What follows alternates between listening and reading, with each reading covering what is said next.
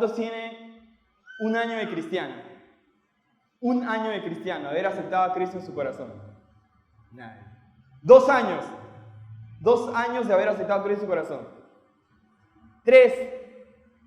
Ay, hermano. 3 años. 4. Ay, 3 años. 4 años. Allá también 4. 5 años de cristiano.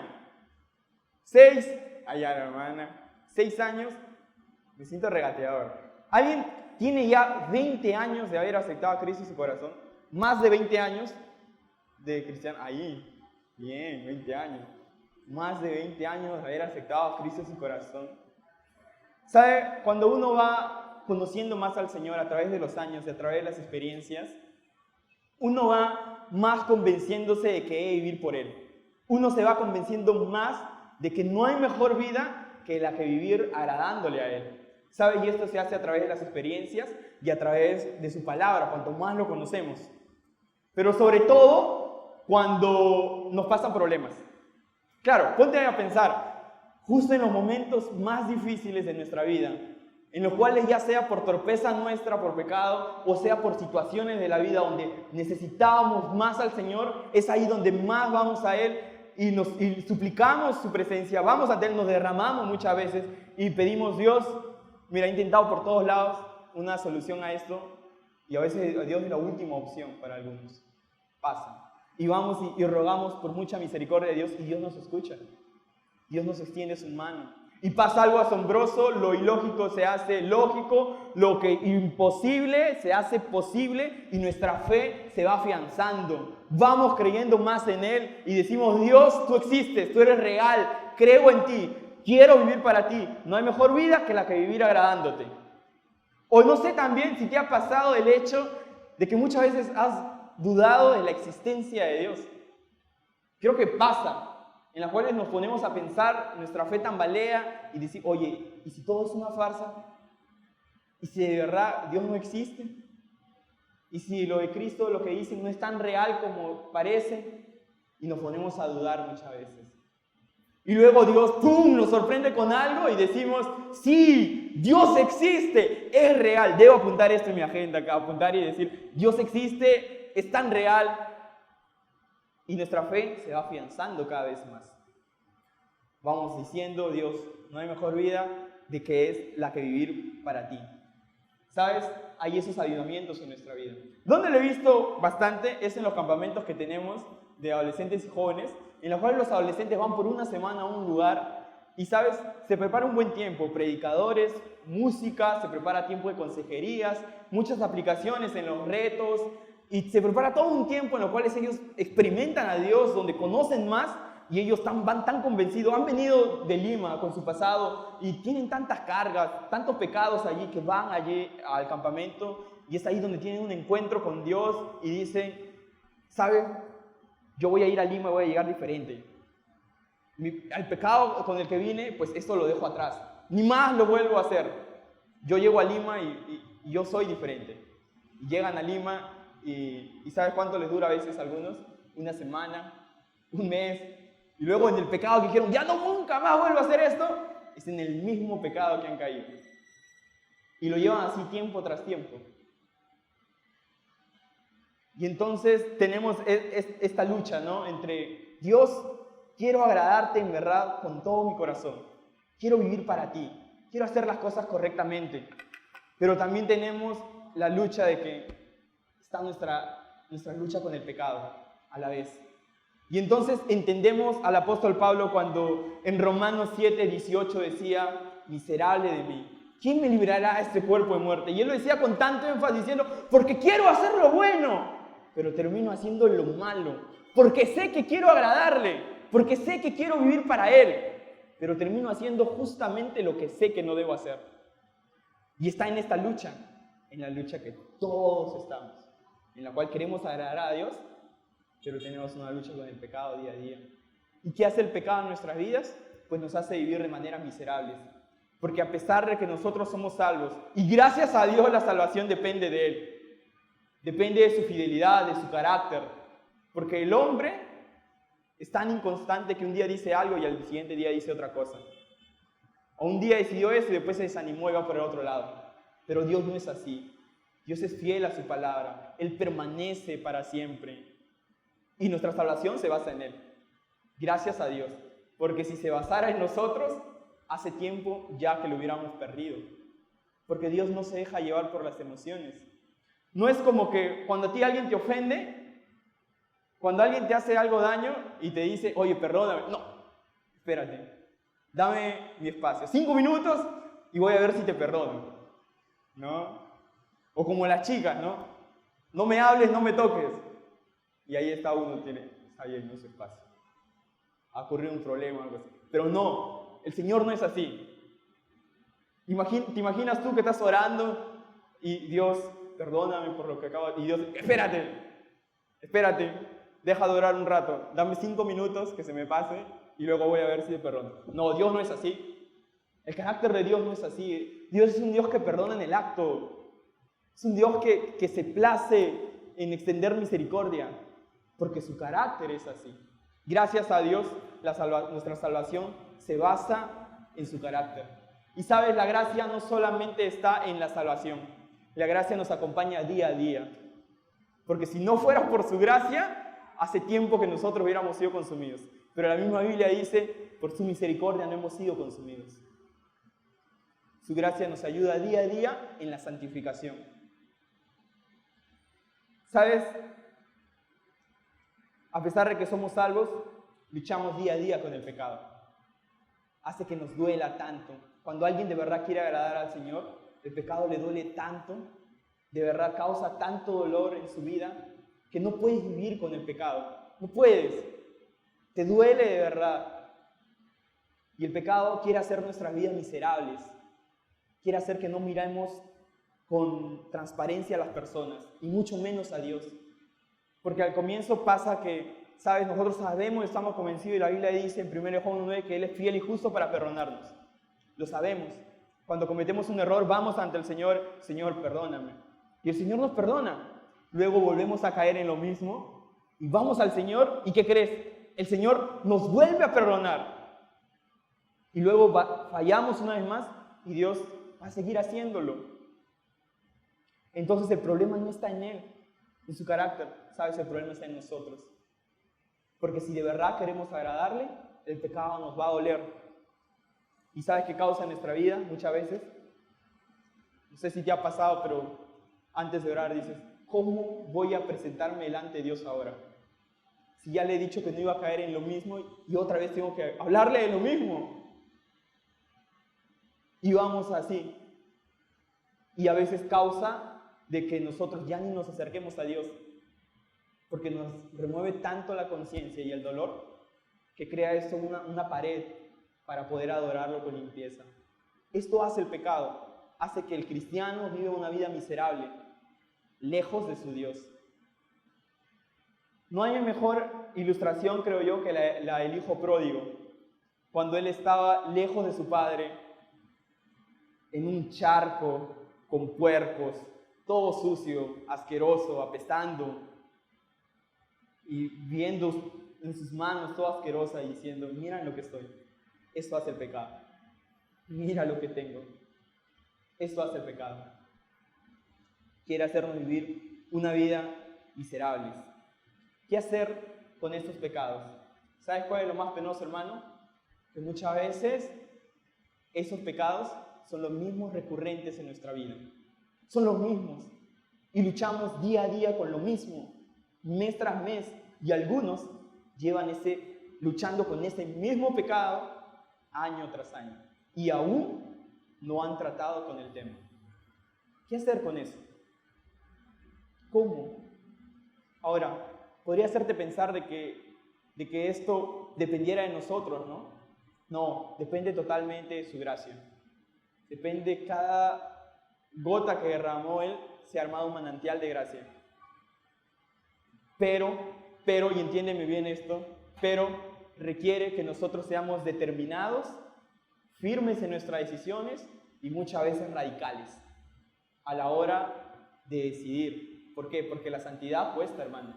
Vivir en santidad se paga un precio enorme y no hay atajos para vivir en santidad. No hay atajos. ¿Qué hacer con eso?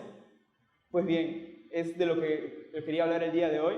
Y antes de que vayamos a nuestro texto principal, quisiera hablarte un poco del contexto de la historia que te voy a contar. Es la de un joven al cual Dios usó para bendecir a una nación y para darnos ejemplo también. Pero antes déjame contarte el contexto de la historia. Ustedes saben que el pueblo escogido por Dios es Israel. Dios escogió, Dios lo libertó de Egipto, habiendo vivido muchos años de esclavitud. Dios lo lleva al desierto y Dios hace un pacto con el pueblo de Israel. Este pacto era un pacto bilateral. ¿Qué significa esto? Que era un era un pacto de dos partes, con consecuencias de dos partes. Era así. Dios le decía a Israel: ustedes son mi pueblo, yo soy su Dios. Si ustedes hacen lo bueno, yo los voy a bendecir. Pero si ustedes hacen lo malo, se atreven a dejarme ir en pos de otros dioses, pues van a recibir las consecuencias de sus actos y yo los entregaré a sus enemigos. Esto era el pacto, este era el trato que había hecho Dios con Israel. Y así funcionó. Dios cumplió su palabra. Dios bendijo al pueblo de Israel. Pero el pueblo de Israel no cumplió con parte de su trato. Se alejó. Cuando las cosas iban bien, y ojo, ten presente esto, cuando las cosas iban bien, cuando Dios los había bendecido mucho, ellos recurrían a otros dioses. A pesar de que tenían al único verdadero Dios en medio de su campamento, también tenían otros altares ahí escondidos, adorando a otros dioses. Y ellos decidieron. Ahora, muchas veces vemos este ejemplo en la Biblia, ¿no? De que ellos decidieron irse tras otros dioses. Ahora, la pregunta es ¿por qué? Teniendo al verdadero Dios y habiendo visto bastantes maravillas. Pues te voy a decir algo sencillo para que lo puedas entender. La diferencia está en que los otros dioses te permitían vivir una vida de libertinaje. Y con excusa de adorar a ese Dios, tú podías satisfacer tus deseos sexuales y podías vivir una vida en total libertinaje. Entonces tú te encontrabas en esta situación. O adorar a Dios que me pide vivir de esta manera, restringiéndome esto, hacer esto y esto, o vivir adorando a un Dios que me permite vivir como yo quiera, con todos los placeres que yo deseo. Y sabes, había dioses hasta para escoger. Entonces el pueblo de Israel siempre se encontraba en esta situación. ¿A quién adorar? ¿A Jehová o a los otros dioses?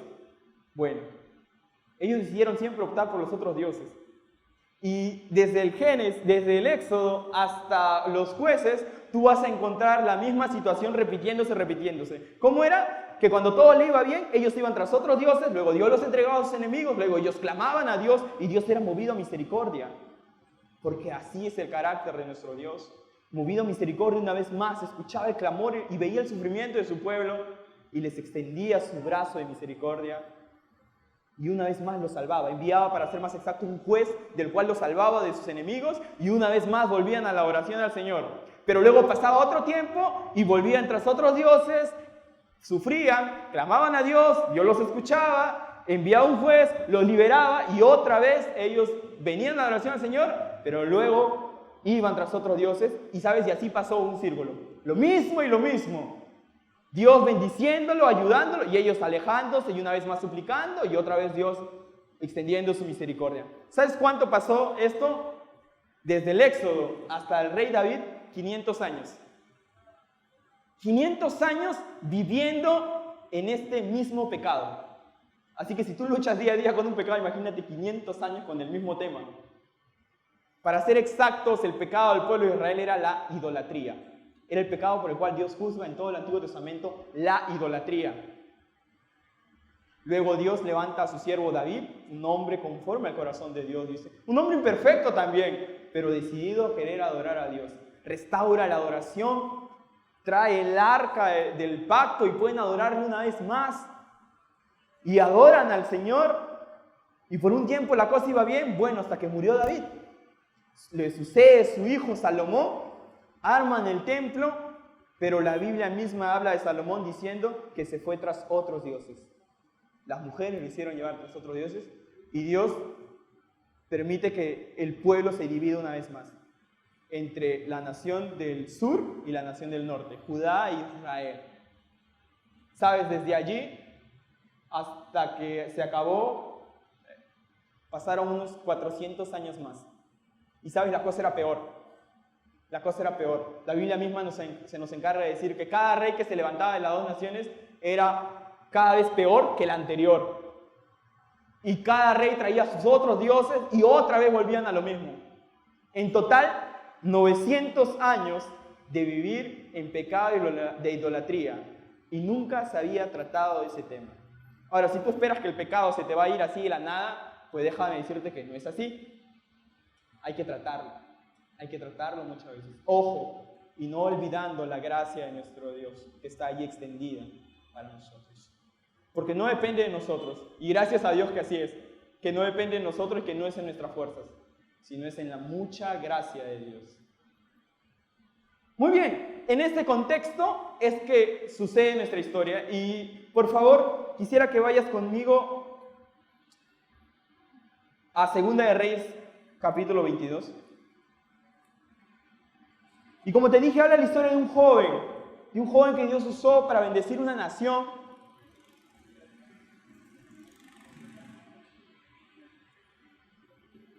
Tenlo allí abierto, Segunda de Reyes, capítulo 22. ¿Sabes? ¿Lo tiene?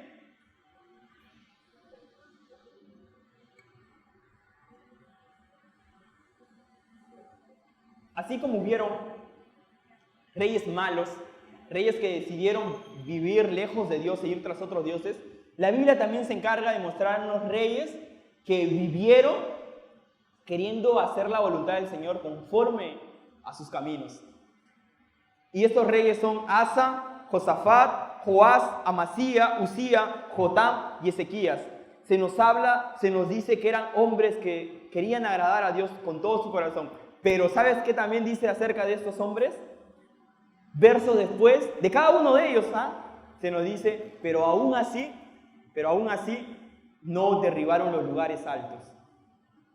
Se nos dice así cada uno de ellos. Y Josafat quiso agradar a Dios y anduvo conforme a sus caminos, pero aún así no derribaron los lugares altos. Pero aún así siguieron adorando a otros dioses.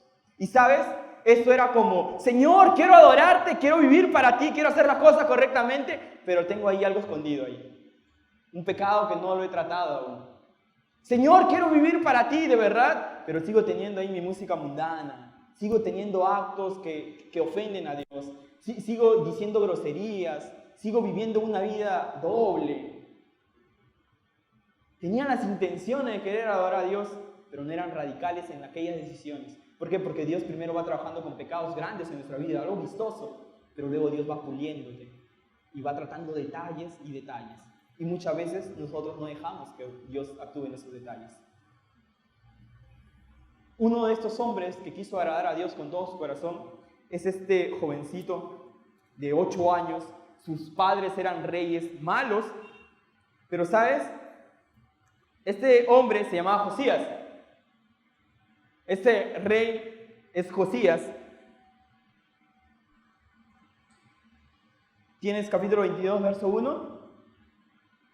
Muy bien, sígueme con la lectura. Dice, cuando Josías comenzó a reinar, era de 8 años y reinó en Jerusalén 31 años. El nombre de su madre fue Jedidá, hija de Adayá de Boscat. Dice el verso 2. E hizo lo recto ante los ojos de Jehová y anduvo en todo el camino de David su padre, sin apartarse a derecha ni izquierda. Él tenía algo trazado y decía, quiero adorar al Señor desde muy pequeña edad. ¿Sabes? Él no conocía a Dios. Eso es lo más curioso. No conocía a Dios. Pero tenía personas que Dios había colocado, personas exactas que lo ayudaron a él a temer al Señor. Y este era el profeta Hilcías y el escriba Safat. 2 hombres que desde muy pequeña edad le ayudaron a temer al Señor. ¿Sabes? No importa la edad que tengas. Si eres muy joven, no sé, de más edad. Dios te puede usar. Dios está poniendo también personas en tu vida que te van a ayudar a temerle a Él. Y gracias a Dios por ello. ¿Sabes? Este joven ahora tiene 18 años. Ha vivido una vida temiéndole al Señor, Y él quiere poner su fe en práctica. ¿Por qué? Porque la fe se pone en práctica, hermano. La fe no es hecha para quedárnosla. La fe es hecha para hacer, para mostrar por medio de nuestras obras. Y Josías veía, bueno, todos tienen otros dioses. Yo soy el rey, tengo a mi Dios. ¿Qué puedo hacer por mi Dios? En su ignorancia él, porque no conocía a Dios, como te digo. Y entonces él ve el templo del Señor, ve todo descuidado, todo sucio, todo caído. Y él dice, pues vamos a hacer algo. ¿Sabes? La fe muchas veces nos lleva a la proactividad también. Y entonces Josías es movido a eso, y junto con el sacerdote Hilcías y Safat, el escriba, y demás personal de sacerdocio, deciden reparar el templo del Señor. Y juntan ofrenda y contratan a los mejores albañiles, carpinteros, maestros, dice la Biblia, para poder reparar el templo. Y así lo hacen. Y es en ese lapso donde van a reparar el templo que Hilcías encuentra el libro de la ley. El libro de la ley, que para este entonces, hace 850 años había sido entregado, había sido tan descuidado que estaba todo empolvado, con telaraña. No lo había tocado para nada. Muchas veces, así como nuestro libro, que al primer año nos dan y luego al final de año lo revisamos y no hemos hecho nada a veces. Algo así. Pero 850 años habían pasado y no habían tomado en serio las palabras de nuestro Dios. Hilcías lo encuentra, se lo da a Safat. Safat va donde Josías, que era el rey, y le lee toda la ley. ¿Sabes qué produce eso en Josías? Produce dolor, porque se da cuenta del error con el cual han vivido tantos años. ¿Sabes? Conozco personas que me dicen siempre, ¿cómo quisiera haber conocido al Señor de tan joven? Las cosas que hubiera querido hacer por Él. ¿Cuánto hubiera gustado servirle a Él? 850 años habían pasado viviendo en el error. Y Josías le duele, ¿no? Le duele. Y una muestra de dolor para los judíos era jalarse la barba, echarse silicio y jalarse las prendas, la ropa. Era una muestra de dolor, de que algo estaba doliéndole en verdad. Y esto hace Josías. Se duele. Dice el verso 11. Acompáñame, por favor. Capítulo 22, verso 11. Dice así: y cuando el rey hubo oído las palabras del libro de la ley, rasgó sus vestidos. Y hermano, quiero que tengas presente algo. El Señor nunca rechaza un corazón humillado por su pecado, que está en busca de misericordia. Nunca lo rechaza. Nunca ha rechazado, Señor. Y qué bueno que es así. Porque cada vez que podemos ir a la presencia del Señor, estar ahí delante de Él, podemos estar tan confiados de que el Señor nos está escuchando, de que Él está inclinando su oído, de que Él nos está viendo y de que está extendiendo una vez más su gracia. Y el Señor nunca ha rechazado un corazón humillado por su pecado en busca de misericordia. Y no lo va a hacer. Amén. Creemos en ese Dios.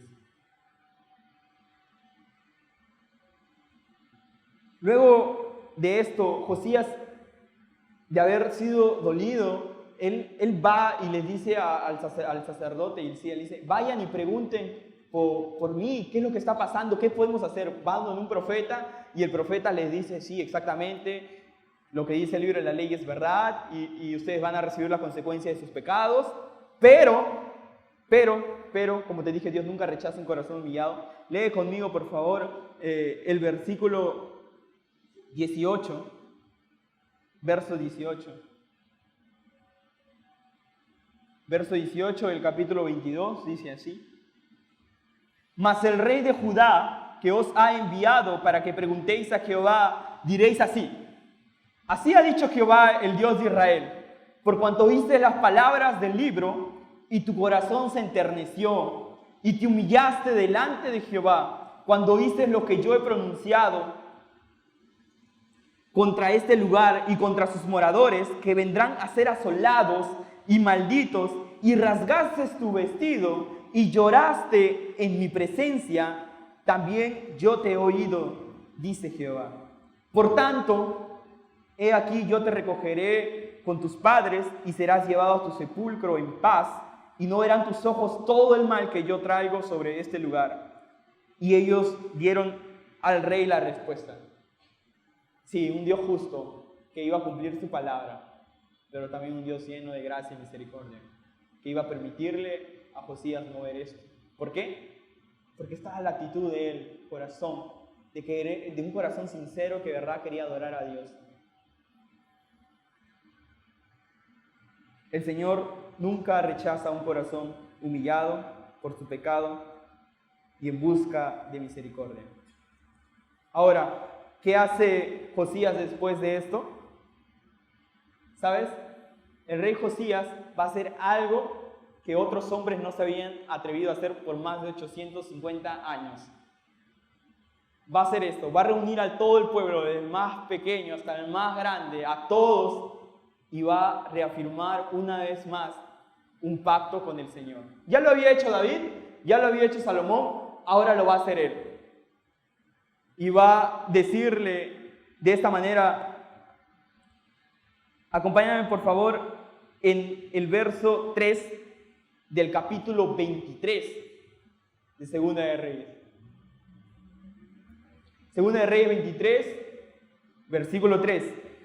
Dice así: y poniéndose el rey en pie junto a la columna, hizo pacto delante de Jehová, de que irían en pos de Jehová, y que guardarán sus mandamientos, sus testimonios y sus estatutos con todo el corazón y con toda el alma, y que cumplirían las palabras del pacto que estaban escritas en aquel libro, y todo el pueblo confirmó el pacto. ¿Sabes?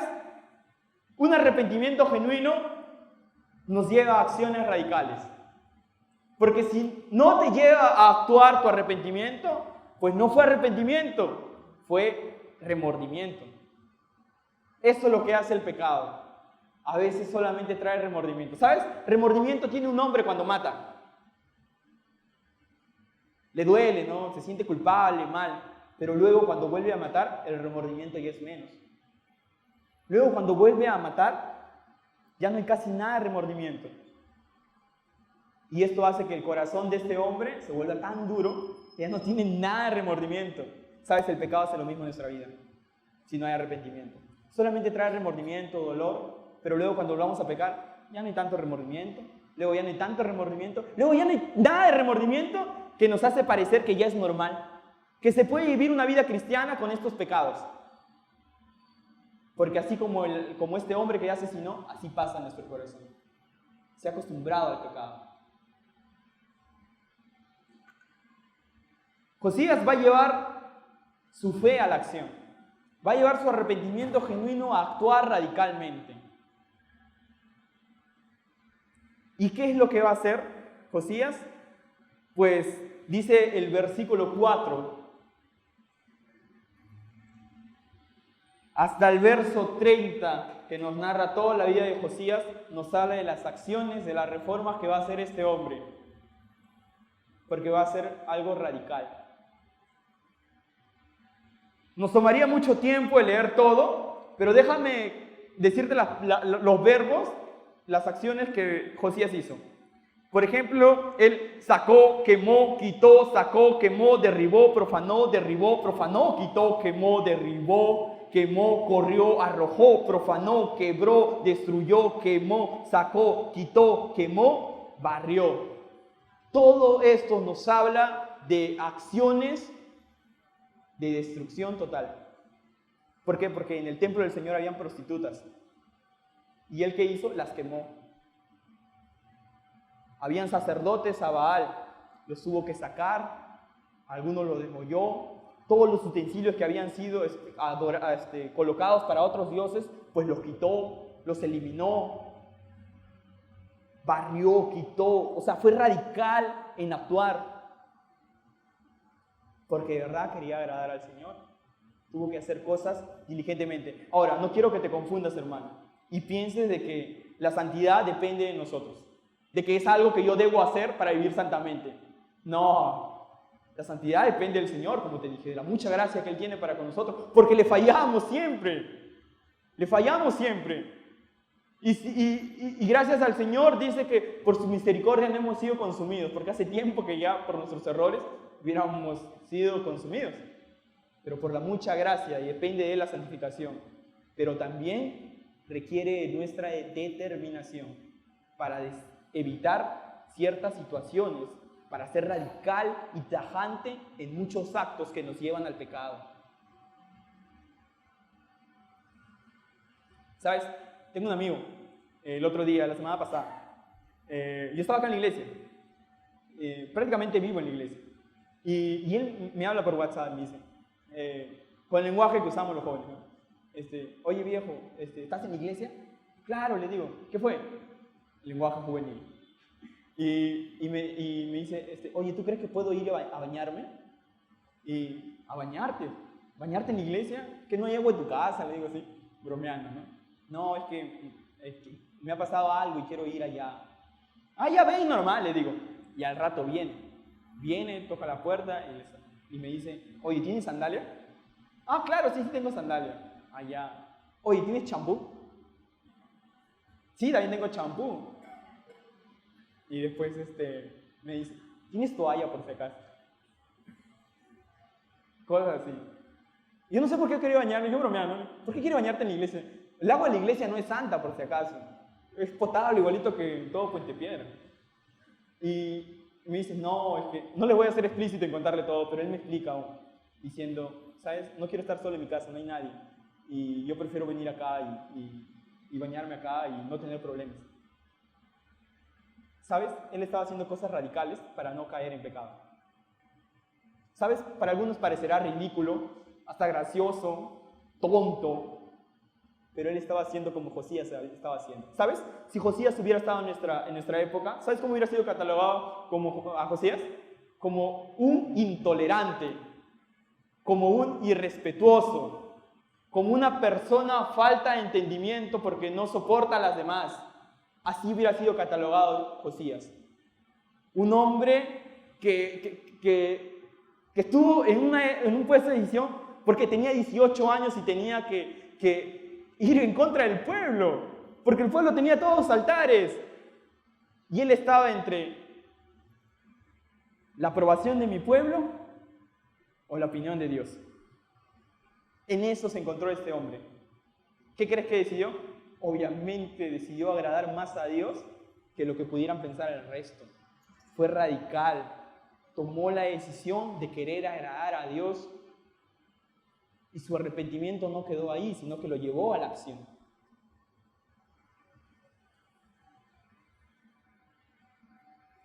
Esto es lo que Josías hizo. Y no quiero que te confundas, hermano. ¿Por qué? Porque este pacto era bilateral. Era, si ustedes se portan bien, pues yo les hago bien. Ahora, Cristo pagó todos nuestros pecados. Ahora no estamos en un pacto bilateral. Ahora estamos en un pacto unilateral. ¿Por qué? Porque depende del Señor. Y por más que nosotros fallemos, el Señor no va a quitar su salvación y su gracia sobre nosotros. Dice en 2 de Timoteo 2:13, dice en 2 de Timoteo 2:13, por favor, acompáñame a ir a 2 de Timoteo 2:13. 2 de Timoteo está después de 1 de Timoteo, por si acaso te confundes. 2 de Timoteo 2:13.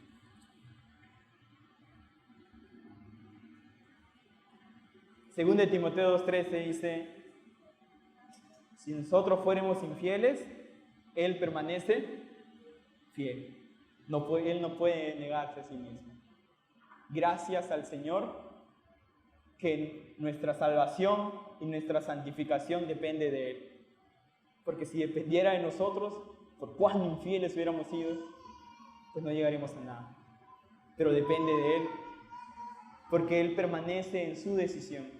Porque las promesas que Él tiene son permanentes y depende de Él. Hermano, elimina todo aquello que te lleve a volver a pecar. Sí, ponte a pensar en qué pecados es recurrente en tu vida. Israel 900 años luchando con el mismo pecado, idolatría.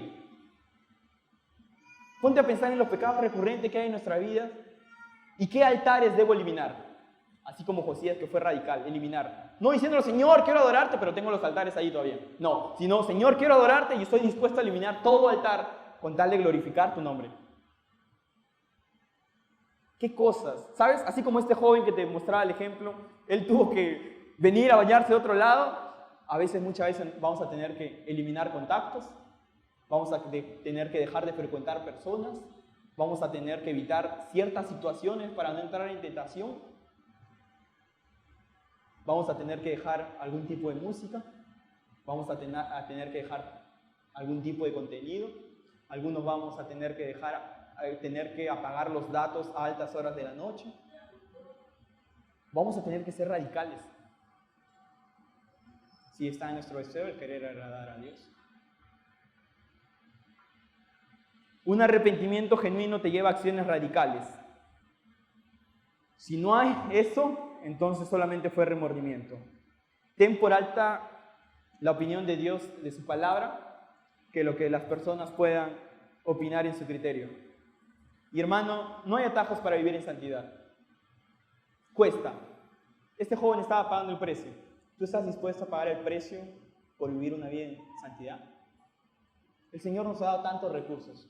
Su gracia, la oración, su palabra. Ahora es de nosotros el poder ir tras Él y el tener que ser radicales y definir muchas decisiones en nuestra vida, lo cual dejar. Se acaba el año, se acaba 2019, viene 2020, ¿cómo será? Pues no lo sabemos, el Señor sigue permaneciendo, pero ¿decidirás seguir en eso o decidirás derribar esos altares en tu vida?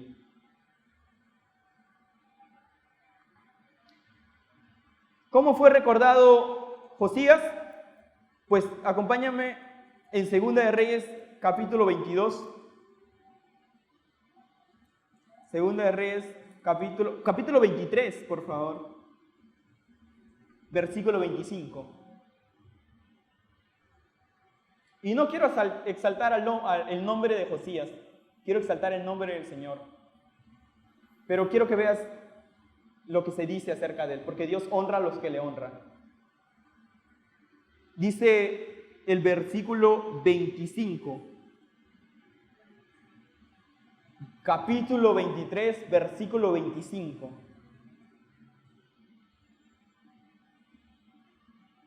Dice así: no hubo otro rey antes de él que se convirtiese a Jehová de todo su corazón, de toda su alma y de todas sus fuerzas, completamente, conforme a toda la ley de Moisés, ni después de él nació otro igual.